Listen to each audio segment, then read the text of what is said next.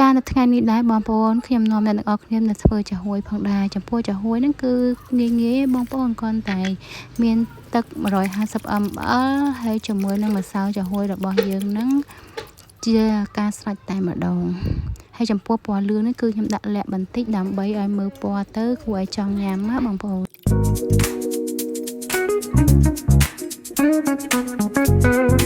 ចាបន្ទាប់ពីយើងលាយទឹកចាហួយហើយឥឡូវនេះយើងមកហាន់ផ្លែឈើផងដែរចំពោះផ្លែឈើហ្នឹងគឺ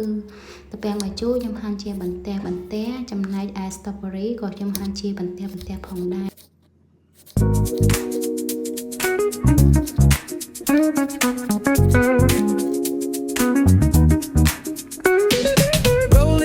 ចាបន្ទាប់ពីយើងហាន់ strawberry រួចហើយក៏ខ្ញុំយកផ្លែស្វាយទុំ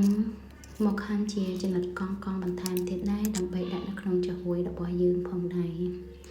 ចាហើយបន្តមកទៀតចាហួយរបស់យើងហ្នឹងគឺខ្ញុំយកទៅដាក់នៅលើចង្ក្រានដើម្បីកូររងាស់វាឲ្យឆ្អិនណាបងប្អូន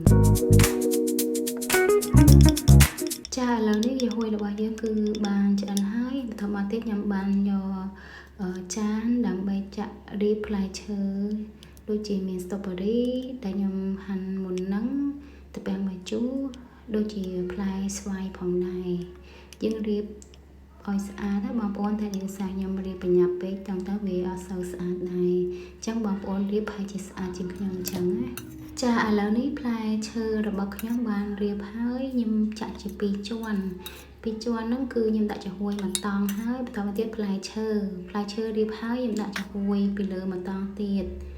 ចាឥឡូវរួចជាស្រេចហើយបន្តមកទៀតខ្ញុំយកទៅក្លាសេដាក់ក្នុងទូផងដែ